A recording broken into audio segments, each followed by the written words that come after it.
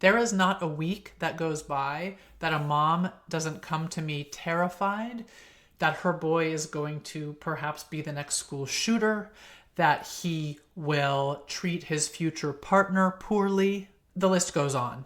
We live in a scary time, and the fears are real.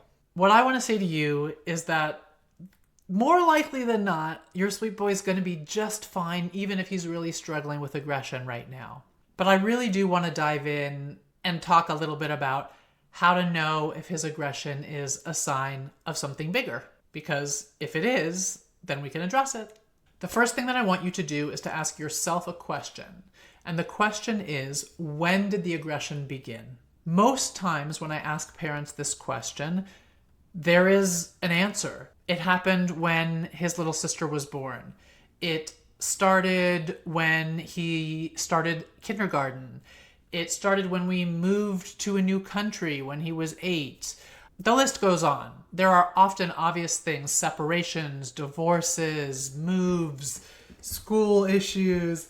There are often things we can identify as triggers for the aggression, but not always. If the parent has said to me something like, well, I do suspect that he's having some trouble with his friend group at school, I've heard some whispers about bullying, I'm not sure. Well, that's something that we would want to look into, because it's something external that might be currently, at this point in his life, piling on the upsets and causing him to fight back. So we want to pay attention to those things. And so in a situation like that, I might coach a parent to talk to the school, et cetera, et cetera. We're not going to go into that in this video. But my point is, if there's something that you can identify as causing the aggression, we do want to address it. Most of the time, parents will say something to me like, the aggression started when a sibling was born, for example, or when we moved, or when I went back to work full time, or something like that. These are things that we're not going to change, right? We're not going to toss out the sibling. We're not going to move back to the other state or country. We made these choices for a reason. There's nothing wrong with the choices that we made. It's just that they landed hard for our little guy, or maybe our not so little guy. So we want to help him then process those feelings. If the aggression has been going on a long time and you just can't identify a time that it started, it's kind of always been present in your lives, then I absolutely would encourage you to think about whether or not maybe there's something physiological going on. Maybe there's some neurodiversity that's leading to the aggression, because maybe there's some tools that we don't yet know, or some ways of interacting with him that we don't yet know would be helpful in minimizing the aggression. What I want to say to you is trust your gut. You are the one who knows best, not me or anybody else. If you want to get your child tested for whatever, go ahead and do it.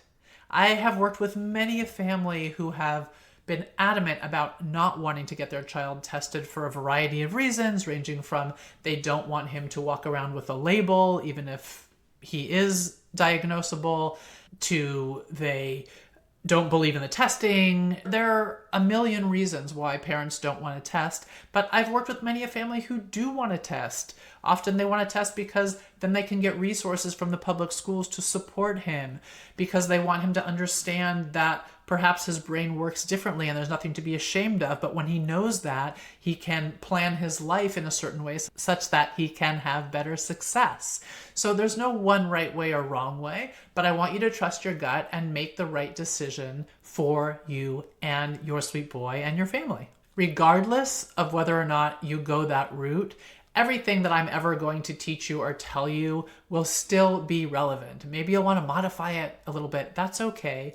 But ultimately, what we're looking at is caring for yourself, connecting with your sweet boy deeply, setting limits lovingly, firmly but lovingly, and playing wildly. These are all things that we want to do with our kids, regardless of whether or not there is something deeper going on physiologically. Regardless of whether or not your child is neurodiverse or there are underlying physiological reasons that might be driving the aggression, connection is always going to be key for maintaining a sweet, loving relationship long-term between you and him. If you would like that to be your focus, which I'm behind, go ahead and grab my 10-day reconnect. I ask you for 15 minutes a day for 10 days. By the end of those 10 days, you will know if this is for you. Something that I don't hear talked about at all, really, is how our own fears can be influencing our child's aggression. And it's something that we do really need to pay attention to. The world, like I mentioned at the beginning of this video, is a mess. And it's not out of the blue that these moms are coming to me every week with the fears that I mentioned. We have these fears because we see them actually play out in real life in the news over and over again every single day. And it's terrifying. It's almost always men, and we are raising the next generation of men. And we are worried that our sweet boys are going to grow into men who behave in these violent, disrespectful, horrible ways. It's real. The thing is, aggression is incredibly common, and it's incredibly common in young boys. And mostly, with a little bit of attention, we can make it go away. So mostly, we don't have anything to fear.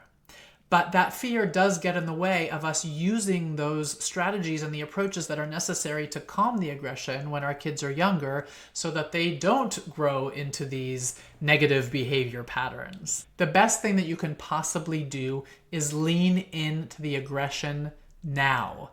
And the way to do that is by strengthening your connection with him so that he can share everything with you. He's not likely going to sit down with you and say, hey, mom, I'm feeling X way or Y way today, in the way that many of us moms would love for him to do. He's not likely going to do that. But if you spend one-on-one time with him, if you do special time like I teach you in my 10-day reconnect that you can grab below, he will come to you. He will come to you when things are good. He will come to you when things are hard. And as you build that relationship and as he understands that he can trust you with his feelings, he will use your attention to do his emotional healing, which will allow him to build his emotional intelligence, which will prevent him from trying to function on top of all the hurts and upsets that he's carrying with him from life and go on to behave in all these ways that we're afraid of. I like to say that aggression is almost always fear in disguise.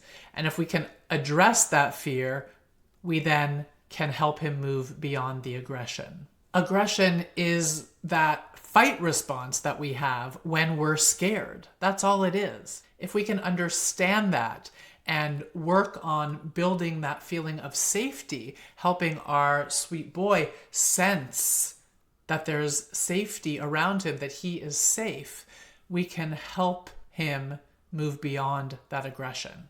Like I said, aggression is super common in young boys. Super common, like more than you think.